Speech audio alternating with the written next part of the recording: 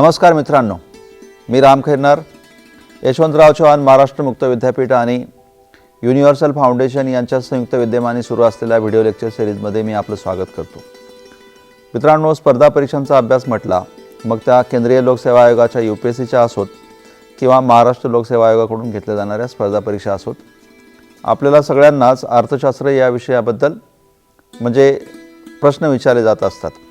किंबहुना अर्थशास्त्र हा फार महत्त्वपूर्ण घटक आहे स्पर्धा परीक्षांच्या अभ्यासातला, पण अनेक विद्यार्थी मित्रांना हा विषय क्लिष्ट सुद्धा तेवढाच वाटतो।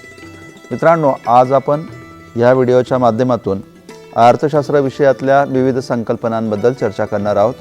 ह्या संकल्पना तुम्हाला नक्कीच परीक्षेसाठी उपयुक्त ठरतील, त्यामुळे या संकल्पनांकडे तुम्ही बारकाईने लक्ष द्या। मित्रांनो, अर्थशास्त्राचा अभ्यास केला म्हणजे त्या अभ्यास करताना आपण सुरुवातीला आपल्या देशाची अर्थव्यवस्था जर म्हटली तर ती आपल्याला माहिती आहे की मिक्स इकॉनॉमी आहे। तुम्ही ऐकलं असेल की चीन ह्या देशाची किंवा रशिया या देशांची अर्थव्यवस्था साम्यवादी किंवा समाजवादी अशा प्रकारची आहे, हा शब्दप्रयोग पण तुम्ही ऐकला असेल। किंवा अमेरिकेसारख्या किंवा पश्चिम युरोपातले जे बहुसंख्य देश आहेत, या देशांच्या अर्थव्यवस्थांचा जर का आपण विचार केला तर तुम्ही ऐकलं असेल की त्या भांडवलशाही अर्थव्यवस्था आहेत।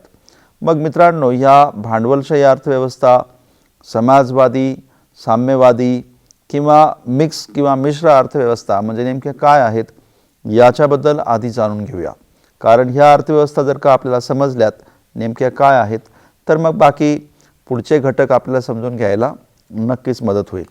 मित्रांनो, आपण सर्वप्रथम भांडवलशाही अर्थव्यवस्थेबद्दल जाणून घेऊया। भांडवलशाही अर्थव्यवस्थेचा जनक म्हणून आपण ॲडम स्मिथला आपण पाहतो।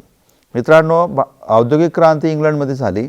त्या औद्योगिक क्रांतीच्या पार्श्वभूमीवर म्हणजे 1750 नंतर औद्योगिक क्रांती घडून आली आणि त्या औद्योगिक क्रांतीच्या पार्श्वभूमीवर म्हणजे विशेषतः औद्योगिक क्रांती सुरू असताना ॲडम स्मिथने वेल्थ ऑफ नेशन्स नावाचं एक पुस्तक लिहिलं होतं 18व्या शतकाच्या उत्तरार्धात। आणि त्या पुस्तकामध्ये त्याने लेसेस फेअर म्हणजे मुक्त व्यापार व्यवस्थेचा पुरस्कार केला होता। मित्रांनो, त्याचं म्हणणं असं होतं की राजाने म्हणजे नियंत्रकाने अर्थव्यवस्थेवर कोणतंच नियंत्रण ठेवलं नाही पाहिजे। ह्या अर्थव्यवस्थेमध्ये जेवढे लोक असतात त्यांना स्वातंत्र्य दिलं पाहिजे। एकंदरीत काय, ज्याच्यात क्षमता असेल तो प्रिवेल होईल, ज्याच्यात क्षमता नसेल तो पेरिश होईल।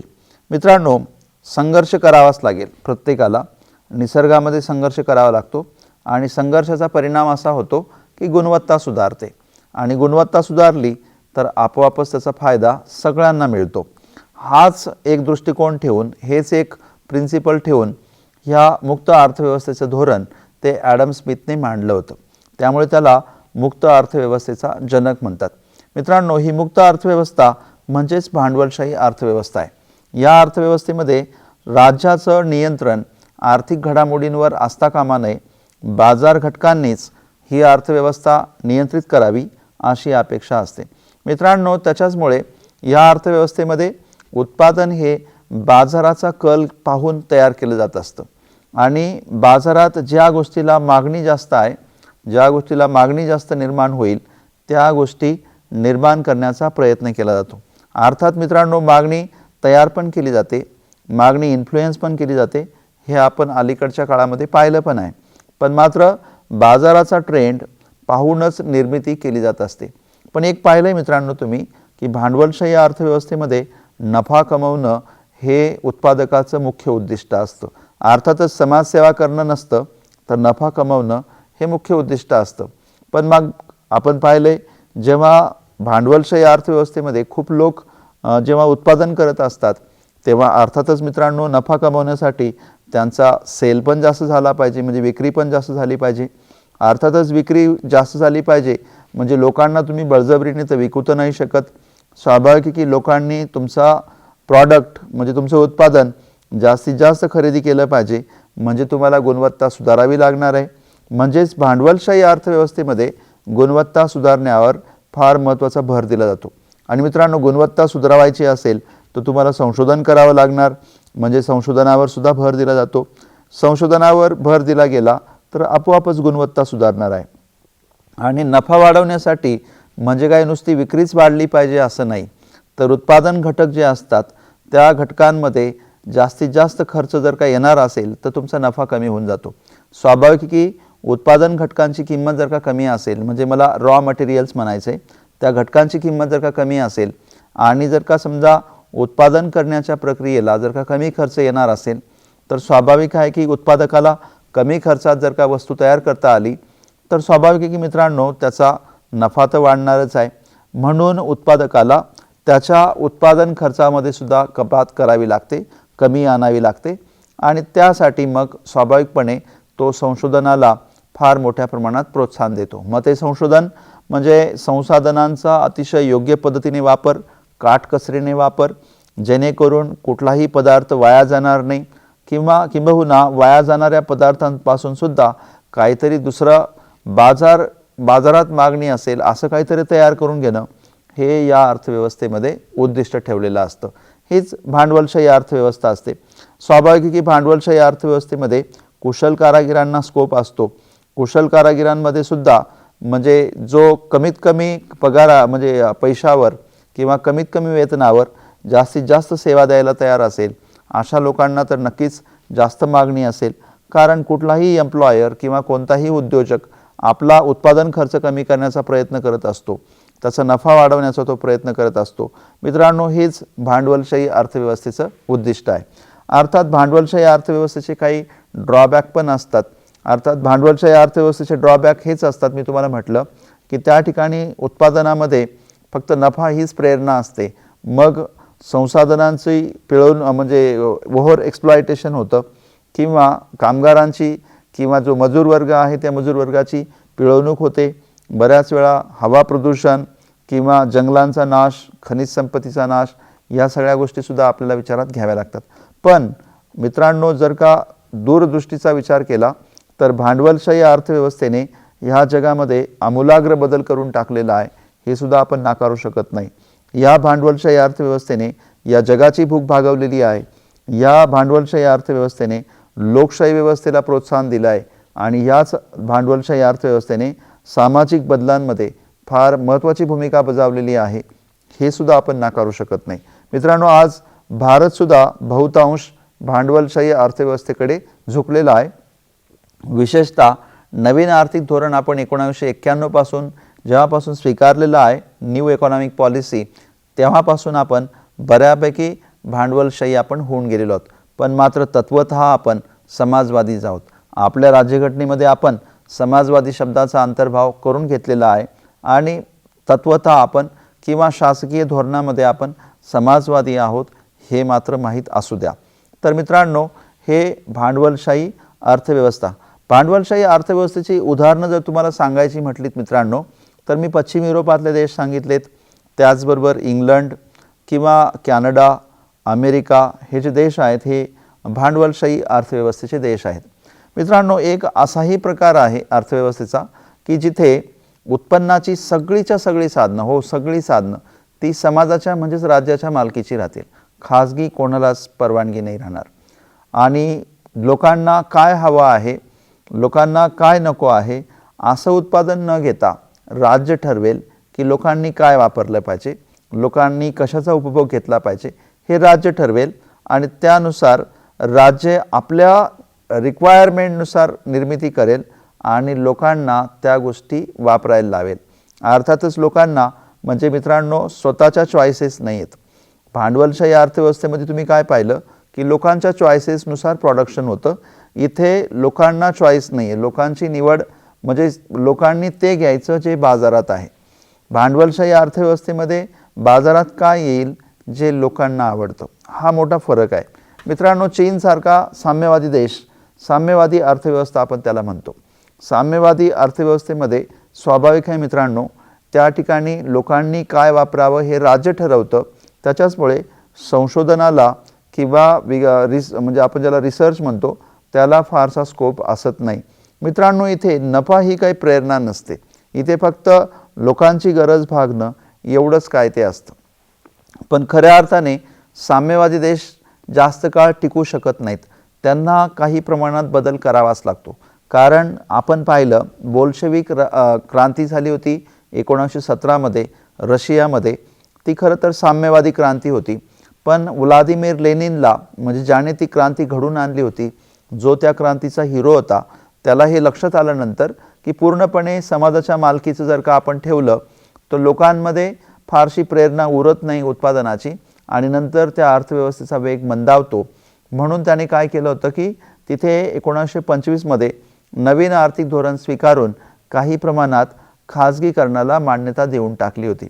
मित्रांनो, ती जी व्यवस्था आहे जिथे खाजगी आणि सरकारी या दोनही घटकांचं म्हणजे अस्तित्व आढळतं, अर्थातच सरकारी क्षेत्र मोठ्या प्रमाणात असतं, डॉमिनंट असतं, ती जी व्यवस्था आहे त्या व्यवस्थेला आपण समाजवादी व्यवस्था म्हणतो. म्हणजे जिथे बहुसंख्य उत्पन्नाची साधनं ही समाजाच्या मालकीची राहतील, राज्य म्हणजे सरकार किंवा जे राज्याचं नियंत्रण आहे ते अर्थव्यवस्थेवर राहील आणि जनतेच्या गरजांच्या अनुरूप निर्मितीला किंवा उत्पादनाला प्रेरणा दिली जाईल किंवा मान्यता दिली जाईल, अशी जी अर्थव्यवस्था आहे ती व्यवस्था म्हणजे समाजवादी व्यवस्था. मित्रांनो, समाजवादी व्यवस्थेला आपण मिश्र अर्थव्यवस्था असं पण म्हणत होतो किंवा मिक्स्ड इकॉनॉमी असं म्हणत होतो. म्हणजे जिथे सरकारी क्षेत्राचं किंवा ज्याला आपण सार्वजनिक क्षेत्राचं जे अस्तित्व आहे ते खाजगी अर्थव्यवस्थेच्या मानाने जास्त राहील, हा अर्थ त्यामध्ये अभिप्रेत होता. तर हे समाजवादी अर्थव्यवस्था. मित्रांनो, आपण 1976 पासून म्हणजे विशेषतः जेव्हापासून आपण 42वी घटना दुरुस्ती करून घेतली, आपण तत्वतः आपण समाजवादी झालेलो आहोत. पण मित्रांनो, याचा अर्थ असा नाही की आपण समाजवादी 1976 मध्ये म्हणजे जेव्हापासून 42वी राज्यघटना घेतली तेव्हापासून आपण झालो होतो असं समजायचं काही कारण नाही. आपल्या राज्यघटनेमध्ये जो चौथा भाग आहे ज्याला आपण राजनीती मार्गदर्शक तत्व म्हणतो, मित्रांनो, हा भाग समाजवादी तत्वांचाच निदर्शक आहे. कारण राज्य जनतेच्या कल्याणासाठी अविरत प्रयत्न करेल, राज्य उत्पन्नाची साधनं ही जनतेच्या कल्याणासाठीच त्यांचं एक्सप्लॉयटेशन करेल किंवा त्यांचा वापर करेल असं वारंवार सांगितलेलं आहे. आर्थिक संसाधनांचं केंद्रीकरण होणार नाही अशा प्रकारची व्यवस्था निर्माण करेल असं सांगितलेलं आहे. याचा अर्थ मित्रांनो, आपल्या राज्यघटनेचा मुळातच सार किंवा सारांश हाच समाजवादी दृष्टिकोनाचा आहे आणि त्याच्यामुळे राज्याने सुद्धा भारतीय राज्याने सुद्धा तशाच प्रकारची व्यवस्था राबवलेली आहे. म्हणजे समाजवादी व्यवस्था आपल्या राज्याचा मूळ आधार आहे हे लक्षात ठेवा आणि त्या प्रकारची आपली अर्थव्यवस्था आहे. तर मित्रांनो, या 3 प्रकारच्या प्रमुख अर्थव्यवस्था म्हणजे तुम्हाला माहिती असल्या पाहिजेत: भांडवलशाही व्यवस्था, समाजवादी अर्थव्यवस्था आणि साम्यवादी अर्थव्यवस्था. तर ह्या तीनही अर्थव्यवस्थांचे आपले आपले स्वतःचे गुण आहेत, स्वतःचे दोष आहेत. आपण या गुणदोषांचा विचार करून जे आपल्यासाठी जास्तीत जास्त यथार्थ आहे या देशासाठी ते स्वीकारण्याचा आपण प्रयत्न केलेला आहे भारतीय राज्याने. मित्रांनो, अर्थशास्त्रामध्ये जी दुसरी महत्त्वाची संकल्पना असते ती संकल्पना म्हणजे अर्थशास्त्राची विविध क्षेत्र. आता अर्थशास्त्राची विविध क्षेत्र जर का म्हटलं तर प्राथमिक क्षेत्र, द्वितीय क्षेत्र, तृतीय क्षेत्र, चतुर्थ क्षेत्र, पंचम क्षेत्र अशा प्रकारची क्षेत्र जी अर्थव्यवस्थेची विविध क्षेत्र म्हणून आपण घेतो. मित्रांनो बघा, प्राथमिक क्षेत्र म्हणजे ते क्षेत्र असतं की ज्या क्षेत्रामध्ये जंगलातून किंवा आपण निसर्गापासून मिळणारी उत्पादनं ती आपण डायरेक्ट कलेक्ट करतो किंवा डायरेक्ट आपण त्यांचा संग्रह करतो. त्या सगळ्या गोष्टींना, त्या सगळ्या घडामोडींना आपण प्राथमिक क्षेत्र म्हणत असतो. उदाहरण द्यायचं झालं मित्रांनो तर शेतीकाम.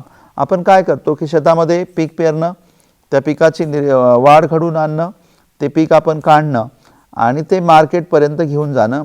पीक मार्केटमध्ये घेऊन जाण्यासाठी तयार करण्यापर्यंतची जी गोष्ट आहे त्या गोष्टीला आपण प्राथमिक क्षेत्र म्हणतो. कारण आपण नवीन काही करत नाही, निसर्गापासून आपण सगळं घेत असतो. मित्रांनो, जंगलकाम हे सुद्धा प्राथमिक क्षेत्र झालं. जंगलातून वन औषधी गोळा करणं हे प्राथमिक क्षेत्र झालं. खाणीमधून आपण खनिज काढणं हे सुद्धा प्राथमिक क्षेत्र झालं.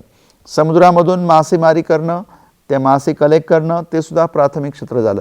म्हणजे प्राथमिक क्षेत्र म्हणजे काय मित्रांनो, की निसर्गापासून जे प्रॉडक्ट आपल्याला मिळतात त्या प्रॉडक्टवर म्हणजे आपण प्रक्रिया करण्यापूर्वी जी क्रिया आपण करतोय ती सगळी क्रिया म्हणजे प्राथमिक क्रिया. आणि मित्रांनो, भारताची 50% आसपास लोकसंख्या ही प्राथमिक क्षेत्रामध्ये आजही गुंतलेली आहे. पण एक गोष्ट लक्षात घ्या मित्रांनो, प्राथमिक क्षेत्राचा वाटा भारताच्या अर्थक्षेत्रामध्ये म्हणजे बऱ्यापैकी घटलेला आहे. सुरुवातीच्या काळात हा वाटा फार मोठा होता. आज तो वाटा फार कमी होऊन गेलेला आहे आणि जेमतेम तो आज 15% आसपास येऊन थांबलेला आहे, किंबहुना 15%पेक्षा बऱ्यापैकी कमी झालेला आहे. म्हणजे आपण विकसित अर्थव्यवस्था होण्याकडे आपली वाटचाल चालू आहे मित्रांनो. तुम्ही बघा की अमेरिकेसारखे देश किंवा पश्चिम युरोपातले देश जे विकसित देश आहेत, या देशांच्या अर्थव्यवस्थांमध्ये प्राथमिक क्षेत्राचा वाटा अत्यंत कमी आहे. अर्थात याचा अर्थ असा नाही मित्रांनो की त्या प्राथमिक क्षेत्र त्यांची खूप मागासलेली आहेत. त्यांची प्राथमिक क्षेत्र ही आपल्यापेक्षा बरीच ॲडव्हान्स आहेत. फक्त एकच आहे की त्यांचा द्वितीय, तृतीय आणि चतुर्थ क्षेत्रांमध्ये त्यांची लोकसंख्या जास्त आहे आणि त्यामुळे त्यांची त्या क्षेत्रांमधली प्रॉडक्टिव्हिटी जास्त आहे ॲज कम्पेअर टू प्राथमिक क्षेत्रापेक्षा. त्यांची प्राथमिक क्षेत्रांमधील लोकसंख्या कमी आहे. म्हणजे बघा मित्रांनो, अमेरिकेचं जर का आपण उदाहरण घेतलं तर अमेरिकेमध्ये फक्त 2% लोकसंख्या प्राथमिक क्षेत्रामध्ये गुंतलेली आहे आणि त्यांच्या देशाच्या उत्पन्नामध्ये 2% वाटा त्या प्राथमिक क्षेत्राचा आहे. पण मित्रांनो, तो 2% वाटासुद्धा आपल्या एकूण प्राथमिक क्षेत्राच्या वाट्यापेक्षा कितीतरी पटीने अधिक आहे, हे पण माहिती असू द्या. अर्थात त्याची कारणं वेगवेगळी आहेत. आपण लगेचच त्या देशाबरोबर कंपेअर करणं संयुक्तिक होणार नाही, तुलना करणं संयुक्तिक होणार नाही. फक्त मात्र तुम्हाला ते यासाठी सांगितलं की देश विकसित झाला तर प्राथमिक क्षेत्राचा वाटा त्याच्या एकूण उत्पादनात कमी होऊन जातो आणि तृतीय, चतुर्थ क्षेत्रांचा वाटा म्हणजे वरिष्ठ क्षेत्रांचा वाटा जेव्हा वाढत जातो तेव्हा म्हणायचं की तो देश खऱ्या अर्थाने विकसित होत आहे. तर मित्रांनो, म्हणजे प्राथमिक क्षेत्र म्हणजे ते तसं असतं आणि देशाच्या विकासामध्ये त्याची भूमिका म्हणजे तुम्ही पाहिलं कशा प्रकारची असते. म्हणजे याचा अर्थ तुम्ही असं पण म्हणू शकतात की प्राथमिक क्षेत्रामध्ये ज्या देशांची लोकसंख्या जास्त गुंतलेली आहे म्हणजे ते देश मागास आहेत किंवा ते देश विकसित होण्याच्या बाजून बऱ्याच दूर आहेत. जसजशी प्राथमिक क्षेत्रातली लोकसंख्या कमी कमी होत जाईल त्याचबरोबर प्राथमिक क्षेत्राचा देशाच्या उत्पन्नातला वाटा कमी कमी होत जाईल, म्हणजे तो देश विकासाकडे चाललेला आहे असं आपण म्हणू शकतो मित्रांनो. तर प्राथमिक क्षेत्र म्हणजे ते. आता द्वितीय क्षेत्र म्हणजे काय? तर द्वितीय क्षेत्र म्हणजे प्राथमिक क्षेत्रापासून तुम्ही जे उत्पादन घेतलेलं असतं, आता त्या उत्पादनावर प्रक्रिया करायला तुम्ही जेव्हा घेतात, म्हणजे मार्केटमध्ये जाईपर्यंत जी गोष्ट तुम्ही करतात. आता उदाहरण द्यायचं झालं मित्रांनो, शेतामध्ये उत्पादन झालेला गहू हे प्राथमिक क्षेत्र आहे. शेतामध्ये उत्पादन झालेला गहू हा प्राथमिक क्षेत्र आहे.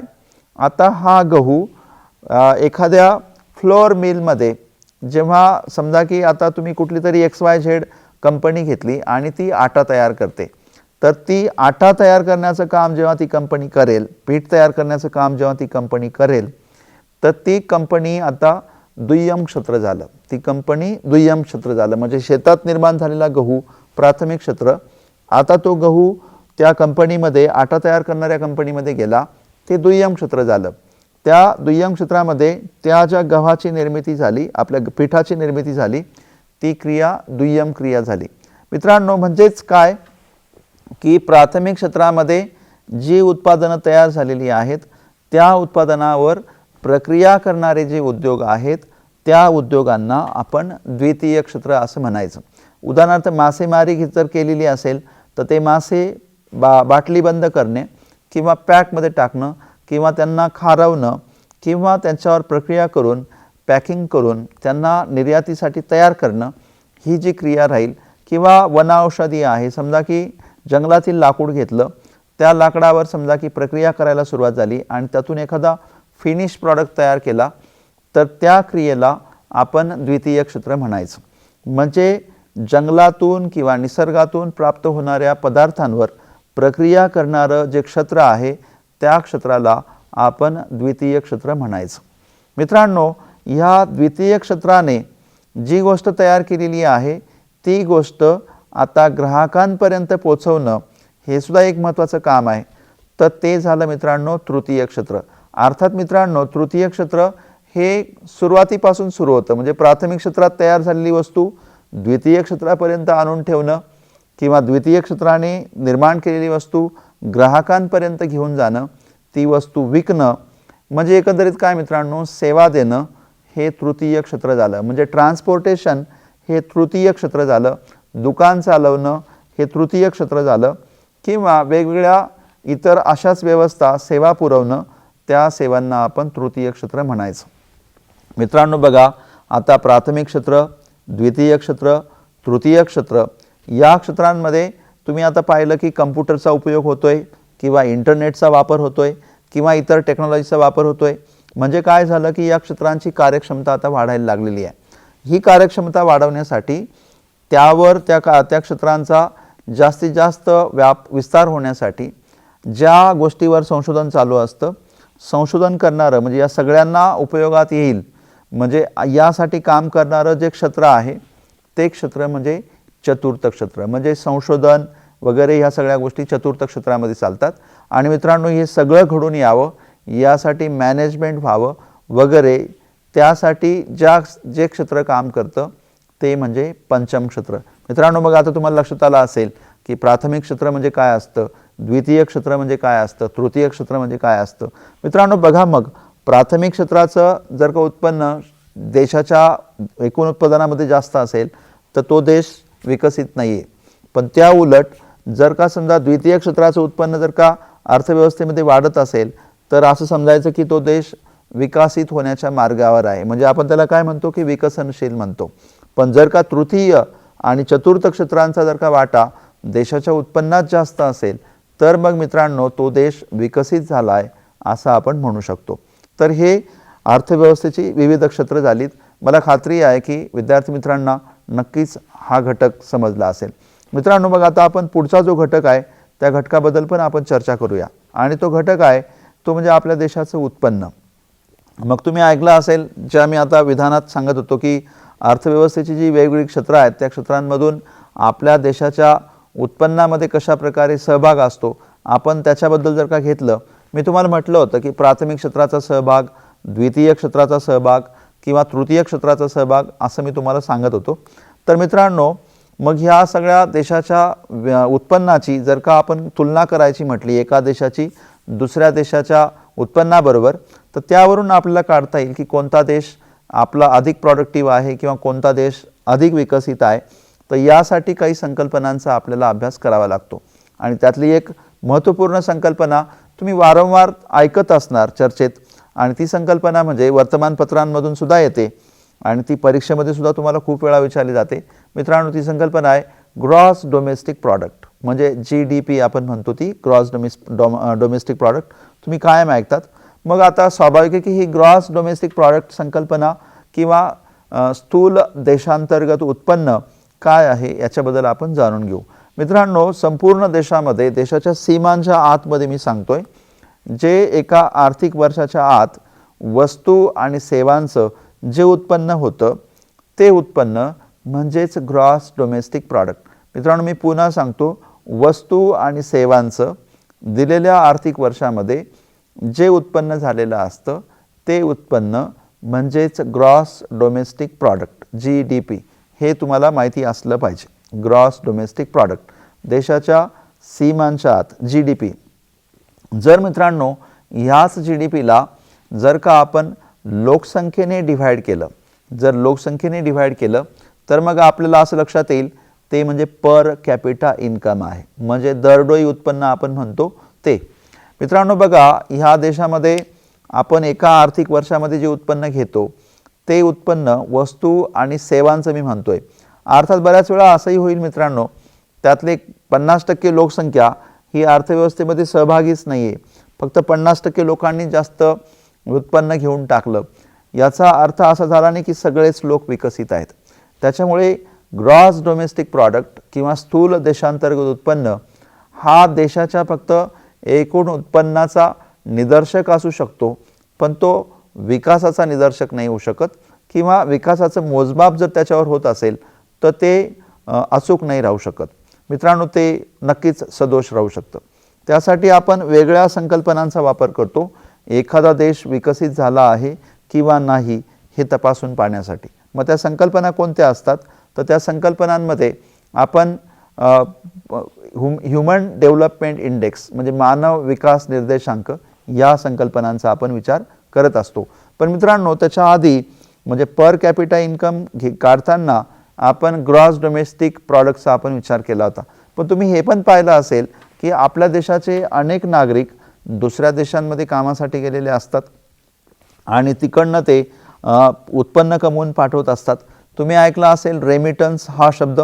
मित्रांनो, रेमिटन्स म्हणजे दुसरं तिसरं काही नाही, आपल्या देशातील लोक जे बाहेर गेलेले आहेत, दुसऱ्या देशांमध्ये गेलेले आहेत, तिकडनं ते जेव्हा उत्पन्न कमवून पाठवतात, आपण त्यांना रेमिटन्सेस म्हणत असतो. मित्रांनो, ह्या रेमिटन्सेसचा आपल्या अर्थव्यवस्थेमध्ये फार महत्त्वाचा म्हणजे रोल आहे. म्हणजे कसं मित्रांनो, हे जे रेमिटन्सेस येतात ते परकीय चलनाच्या स्वरूपात येतात.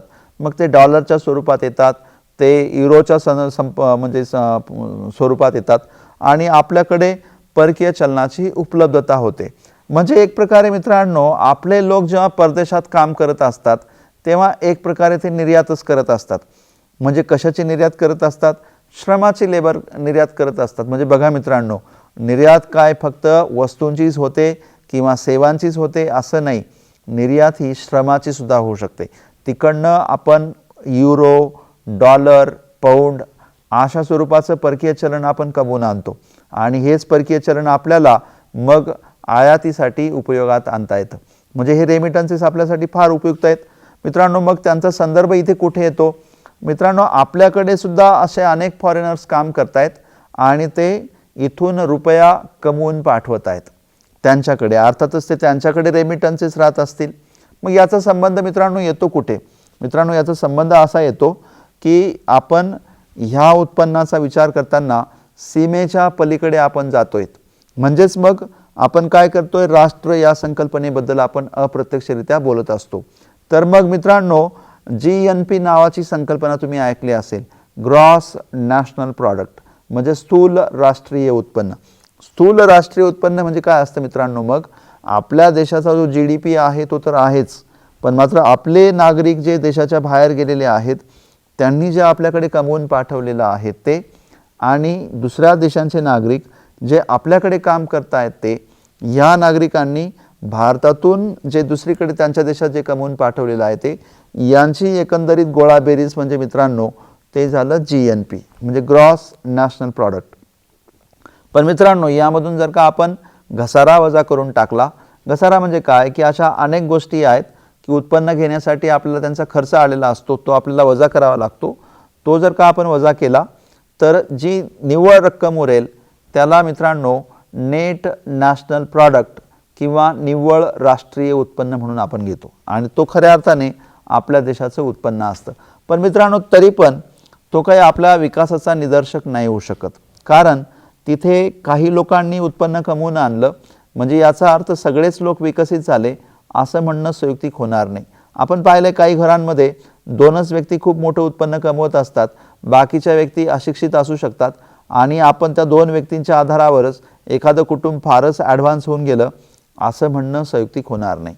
त्यासाठी आपण एक नवीन संकल्पना तयार केलेली आहे आणि ती संकल्पना म्हणजे ह्युमन डेव्हलप इंडेक्स आहे, म्हणजे मानव विकास निर्देशांक आहे.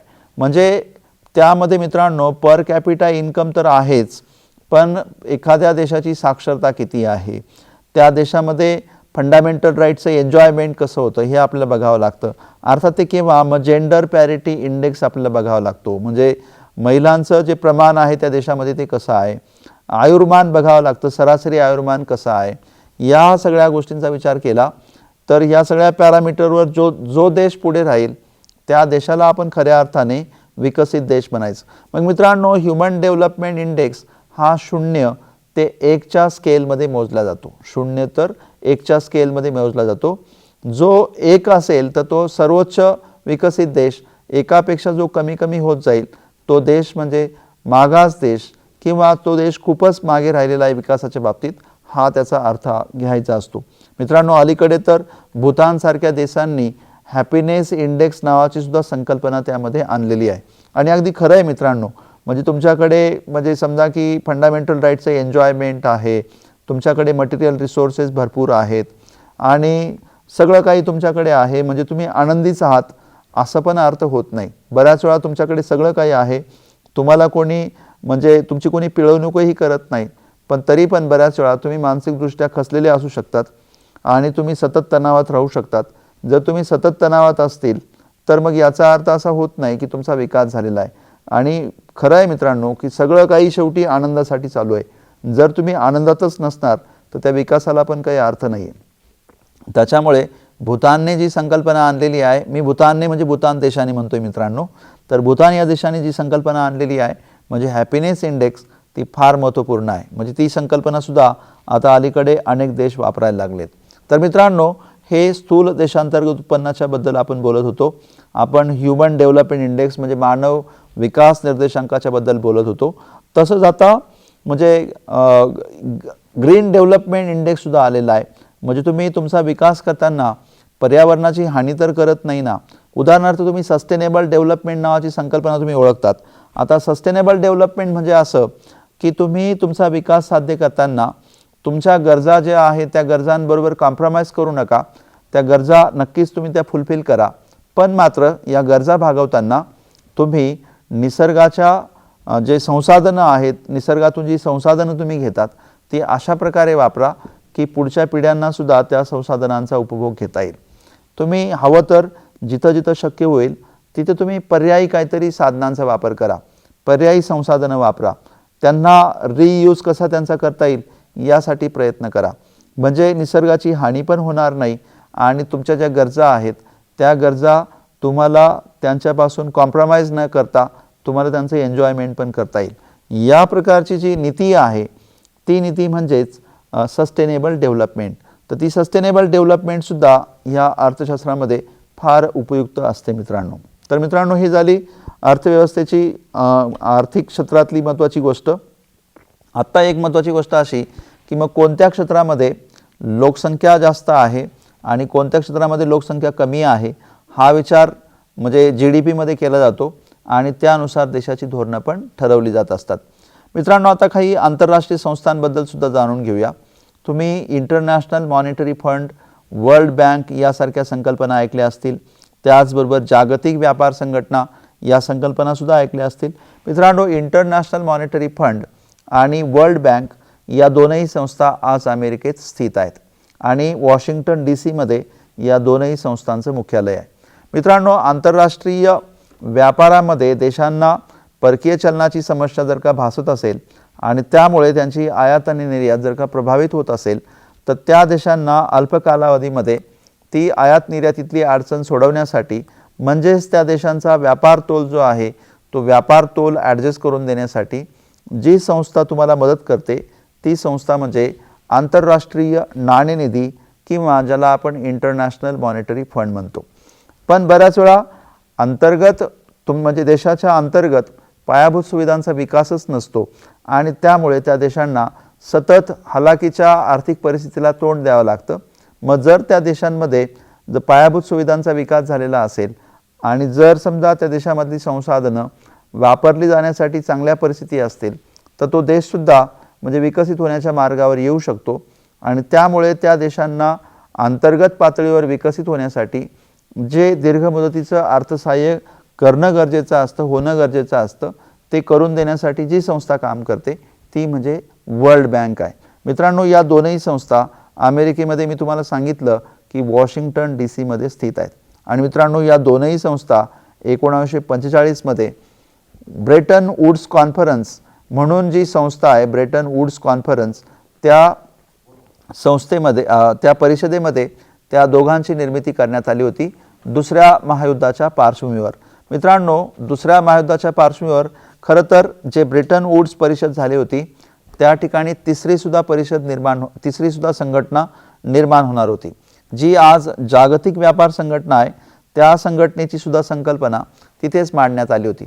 पण पुढे 50 वर्षांनी म्हणजे 1995 मध्ये जागतिक व्यापार संघटनेची स्थापना झाली, वर्ल्ड ट्रेड ऑर्गनायझेशन म्हणून. मग आपल्याला प्रश्न आहे की ही जागतिक व्यापार संघटना नेमकी काय करते? मित्रांनो, जागतिक व्यापार संघटना म्हणजे आपण ज्याला आपण वर्ल्ड ट्रेड ऑर्गनायझेशन म्हणतो, ते काय करतं की देशादेशांमध्ये व्यापाराच्या संदर्भात ज्या अडचणी येतात, जे अडथळे आहेत किंवा अटी शर्तींमुळे काही देश तुम्ही पाहिलं की आपला व्यापार त्या देशांबरोबर होऊ शकत नाही कारण त्या देशांनी जाचक अटी ठेवलेल्या असतात किंवा त्यांच्या अटी इतक्या अवघड असतात की ते आपल्याला फुलफिल करणं शक्य होत नाही. बऱ्याच वेळा देशांची आडमुठेपणाची भूमिका असते जेणेकरून आपल्या अर्थव्यवस्थेला फायदा होऊ नये किंवा समोरच्या दुसऱ्या देशाला फायदा होऊ नये यासाठी बरेच देश आर्थिक धोरणं राबवत असतात. तर अशी आर्थिक धोरणं राबवायची नाहीत सगळ्यांना फायदेशीर होतील अशी आर्थिक धोरणं राबवायची, यासाठी आग्रह धरणारी, असं वातावरण निर्माण करणारी आणि देशादेशांमध्ये जर मतभेद असतील तर ते मतभेद मिटवून टाकणारी, देशांच्या व्यापारांना समजा व्यापार करताना देशांना ज्या अडचणी येतात त्या अडचणी सोडवण्यासाठी मदत करणारी जी यंत्रणा आहे किंवा जे ऑर्गनायझेशन आहे, त्या ऑर्गनायझेशनला आपण जागतिक व्यापार संघटना असं म्हणतो. मित्रांनो, जागतिक व्यापार संघटना अतिशय महत्त्वाची संघटना आहे आणि या संघटनेचं योगदान म्हणजे गेल्या 25 वर्षापासून जर का आपण पाहिलं तर खरोखर अनन्यसाधारण आहे आणि देशांच्या व्यापारामध्ये वृद्धी घडवून आणायला आणि संपूर्ण जगभरात एक असं की व्यापाराच्यासाठी अनुकूल असणारं वातावरण निर्माण करायला या संस्थेने फार मोठं योगदान दिलेलं आहे. त्याच्यामुळे आपल्याला प्रश्न त्याच्यावर सुद्धा विचारले जात असतात. अर्थात मित्रांनो, भारत सरकारने सुद्धा गेल्या काही दिवसांमध्ये फार मोठ्या भूमिका म्हणजे आर्थिक क्षेत्रामध्ये घेतलेल्या आहेत, निर्णय घेतलेले आहेत आणि त्यांचा सुद्धा सकारात्मक परिणाम आपल्या देशावर घडलेला आहे, आपल्या देशाच्या अर्थव्यवस्थेवर. अर्थात 1991 मध्ये नवीन आर्थिक धोरणाचा स्वीकार ही फार क्रांतिकारी म्हणजे गोष्ट होती भारतासाठी. तो एक क्रांतिकारी निर्णय होता. आपल्या देशाचे पंतप्रधान PV नरसिंह राव यांच्या अध्यक्षतेमध्ये आपण यांच्या पंतप्रधान पदाच्या कारकिर्दीत तेव्हा अर्थमंत्री होते मनमोहन सिंग यांच्या म्हणजे अर्थव्यवस्थेच्या मनमोहन सिंग हे अर्थमंत्री असताना आपण हा निर्णय घेतला होता. मित्रांनो, नवीन आर्थिक धोरणाचा स्वीकार केला म्हणजे आपण काय केलं की सार्वजनिक क्षेत्रामध्ये जे उद्योग होते आपले, ह्या उद्योगांची कार्यक्षमता आपली फारच कमी होऊन गेली होती आणि त्यातले अनेक उद्योग मित्रांनो आजारी पडले होते. काही उद्योग तर बंदच पडून गेले होते. त्याच्यामुळे आपल्याला आयातीवरचा खर्च प्रचंड वाढला होता. सतत आपल्याला आयात करावी लागत होती, कारण ज्या उद्योगांनी देशातच निर्माण करायला पाहिजे ते उद्योग देशात निर्माण करत नव्हते. आपल्याला त्या सगळ्या गोष्टी जगातून आयात कराव्या लागत होत्या. त्यामुळे आपल्याला परकीय चलन सतत खर्च करावं लागत होतं आणि त्या उलट आपल्याकडे संशोधन आणि बाकीच्या सगळ्या गोष्टी पायाभूत सुविधांचा विकास झालेला नव्हता. त्याच्यामुळे आपल्याला सतत म्हणजे निर्यातीमध्येही आपण मागे पडत होतो.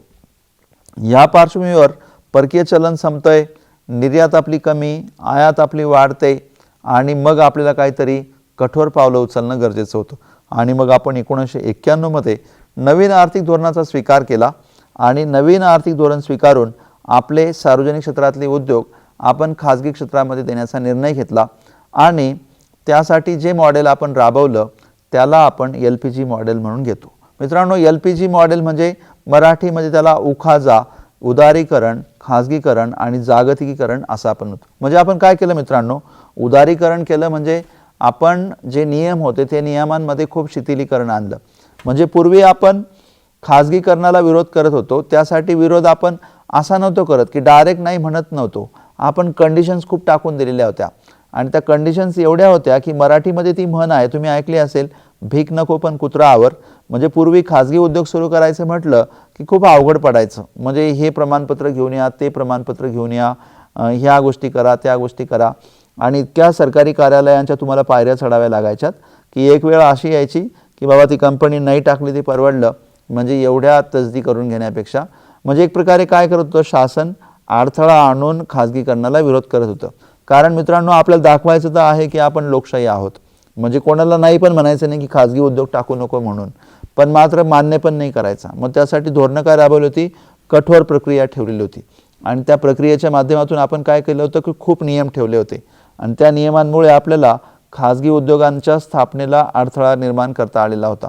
पण तेच आपलं धोरण आपल्यासाठी अडचणीचं ठरलं, कारण खाजगी उद्योग नसल्या कारणाने आणि सगळे उद्योग सार्वजनिक क्षेत्रात असल्या कारणाने आपली कार्यक्षमता कमी होऊन गेली होती. कारण लेबरसाठी जर समजा तुम्हाला इन्सेंटिव्ह नसेल, तुम्हाला काम करण्यासाठी टार्गेट नसेल आणि तुम्हाला जर समजा परफॉर्मन्स ओरिएंटेड जर का समजा तुम्हाला प्रिव्हिलेजेस किंवा सॅलरीज दिल्या जात नसतील तर ऑटोमॅटिकली त्या ठिकाणचा परफॉर्मन्स डाऊन होतो आणि ते ऑर्गनायझेशन नंतर म्हणजे स्वतः संपून जातं. मित्रांनो, असंच आपल्या सार्वजनिक क्षेत्राबरोबर काहीसं झालं होतं आणि त्याचमुळे आपण नवीन आर्थिक धोरण स्वीकारून उदारीकरणाला आपण सपोर्ट केला. म्हणजे जे कठोर नियम होते ते बंद करून टाकले आणि खाजगीकरण करण्यासाठी आपण एक प्रकारे जास्तीत जास्त वातावरण तयार केलं. पण नुसता भारतीय उद्योजक आणि भारतीय भांडवलदार त्याच्यासाठी पुरेसा नव्हता. भारतीय भांडवलदारांकडे एवढी संपत्ती पण नव्हती की जे आपल्याकडे आपल्या उद्योगांना परचेस करू शकते. म्हणून आपण काय केलं की बाहेरच्या भांडवलदारांना पण आपण आपल्याकडे येऊ दिलं. मग त्यासाठी मित्रांनो आपण काय केलं की आपण फॉरेन डायरेक्ट इन्व्हेस्टमेंट ऐकलं असेल तुम्ही, थेट परकीय गुंतवणूक, ती संकल्पना आपण राबवली. त्या माध्यमातून आपण अनेक परकीय भांडवलदारांना आपल्याकडे यायला परवानगी दिली. अर्थात त्याच्यामध्ये काही विशिष्ट नियम होते, त्या नियमांमध्ये सुद्धा आपण सुधारणा केली. जसे की फेरा नावाचा कायदा होता, फॉरेन एक्सचेंज रेग्युलेशन ॲक्ट, आपण त्याच्यामध्ये सुधारणा केली.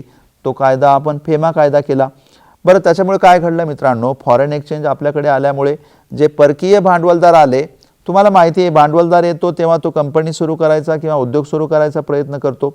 आता तो उद्योग जर सुरू करणार तर त्याचा उद्देशही स्वाभाविक आहे की नफा कमावणं असेल. नफा कमावणं जर त्याचा उद्देश असेल तो स्वाभाविक आहे की तो आधुनिक तंत्र घेऊन येईल. आधुनिक तंत्राचा आपल्याबरोबर म्हणजे नक्कीच म्हणजे कॉन्टॅक्ट घडेल, संबंध येईल. त्याच्यामुळे भविष्यात आपण सुद्धा त्या तंत्रांचा विचार करू, ही गोष्ट येते. आणि संसाधनांचा पर्याप्त वापर करणं आणि आपल्या देशाच्या जनतेला सुद्धा त्या सेवांचा लाभ मिळणं, या सगळ्या गोष्टी घडून आल्यात. त्याच्यामुळे फॉरेन डायरेक्ट इन्व्हेस्टमेंटमुळे आपल्या देशाच्या अर्थव्यवस्थेला गतिशीलता आली. आपल्या नागरिकांना चांगल्या सुविधा वापरता यायला लागल्यात. पायाभूत सुविधांचा विकास झाला. या सगळ्या गोष्टींचा आपण नवीन आर्थिक धोरणामध्ये आपण पाहतो की परिणाम घडला. मित्रांनो बघा, गेल्या 30 वर्षामध्ये खूप व्यापक बदल घडलेला आहे नवीन आर्थिक धोरण स्वीकारल्यापासून, आणि त्याचा परिणाम जीवनाच्या जवळपास सर्वच क्षेत्रांमध्ये झाला आहे. मग ते क्षेत्र सामाजिक असो, आर्थिक असो, राजकीय असो, या सगळ्या क्षेत्रांवर आपल्याला तो परिणाम होताना दिसत आहे. तर या नवीन आर्थिक धोरणाच्या बद्दल आपल्याला माहिती असलं पाहिजे. पण त्याचबरोबर मित्रांनो, सार्वजनिक क्षेत्रामधले जे उद्योग होते त्या उद्योगांच्या काय म्हणजे लिमिटेशन्स काय होते, समस्या काय होत्यात, त्या उद्योगांना नंतर पुढे नेमकं शासनाने कोणत्या उद्देशाने खाजगी क्षेत्राकडे वळवलं, याबद्दल प्रश्न तुम्हाला येऊ शकतात. मग त्यासाठी काही डिपार्टमेंट पण स्थापन झालेले आहेत. जसं की डिसइन्व्हेस्टमेंट डिपार्टमेंट, ज्याला आपण आता दीपम नावाचं नाव दिलं आहे. दीपम नावाचं डिपार्टमेंट म्हणून आपण त्याला नाव दिलेलं आहे. तर मित्रांनो, त्या क्षेत्राबद्दल सुद्धा तुम्ही माहिती ठेवा. तुम्हाला भविष्यामध्ये त्याच्याबद्दल प्रश्न विचारले जाऊ शकतात. मित्रांनो, आपला अर्थसंकल्प ही सुद्धा एक महत्त्वाची गोष्ट आहे. त्याच्यावर सुद्धा प्रश्न विचारले जात असतात. अर्थसंकल्प म्हटला तर आपल्या राज्यघटनेमध्ये अनुच्छेद 112 मध्ये राष्ट्रपती दरवर्षी भारताचं वार्षिक वित्तीय विवरणपत्र मांडून घेतील अशी संकल्पना दिलेली आहे. ते म्हणजे आपलं बजेट. बजेट म्हणजे दुसरं तिसरं काही नाही मित्रांनो. बजेट म्हणजे आपल्या देशामध्ये जो सार्वजनिक आपला संचित निधी आहे, त्या संचित निधीचा या जनतेच्या कल्याणासाठी वापर करून घेणं आणि त्या निधीचा खर्च जो आहे तो कसा केला जाणार आहे त्याचं इस्टिमेशन प्रेझेंट करणं, तो म्हणजे अर्थसंकल्प. मग तुटीचा अर्थसंकल्प, शिल्कीचा अर्थसंकल्प, अशा संकल्पना तुम्ही ऐकल्या असतील. तुटीचा अर्थसंकल्प म्हणजे असा की आपण उत्पन्नापेक्षा खर्चाची संकल्पना जास्त ठेवणं, म्हणजे तुटीचा अर्थसंकल्प. म्हणजे उत्पन्न तुमचं कमी आहे पण जी खर्च तुम्हाला करायचा आहे तो जर का जास्त असेल तर जितका जास्त आहे तितकी तूट आहे असं आपण म्हणणं. आणि त्यासाठी मग कर्ज उभारणी करणं आणि किंवा नवीन चलन छापणं, या माध्यमातून तुम्ही तो अर्थसंकल्प प्रेझेंट करत असतात. शिल्कीचा अर्थसंकल्प म्हणजे असं असतं मित्रांनो की जिथे खर्च तुमचा कमी असतो, उत्पन्न जास्त असतं. म्हणजे तुम्ही उत्पन्न जितका आहे त्यापेक्षा खर्च करत नाहीत, त्यापेक्षा कमी खर्च करत असतात, म्हणजे तो शिल्कीचा अर्थसंकल्प असतो. तर या संकल्पनासुद्धा तुम्हाला त्याच्यावर प्रश्न विचारले जातात, त्याबद्दल तुम्हाला माहिती असलं पाहिजे. मित्रांनो, यापुढील व्हिडिओमध्ये आपण अर्थसंकल्पामध्ये किंवा आर्थिक बाबतींमध्ये बँकांची भूमिका जी असते ती, त्याचबरोबर महागाईशी संबंधित जे सरकारचं जे धोरण असतं ते, आणि त्याचबरोबर अर्थक्षेत्रातल्या आपल्या परीक्षा उपयोगी जे जे घटक असतील त्यांच्याबद्दल आपण जाणून घेणार आहोत. त्याच्यामुळे मित्रांनो, जरूर ह्या व्हिडिओचा लाभ घ्या आणि अभ्यास करा, यशस्वी व्हा. धन्यवाद मित्रांनो.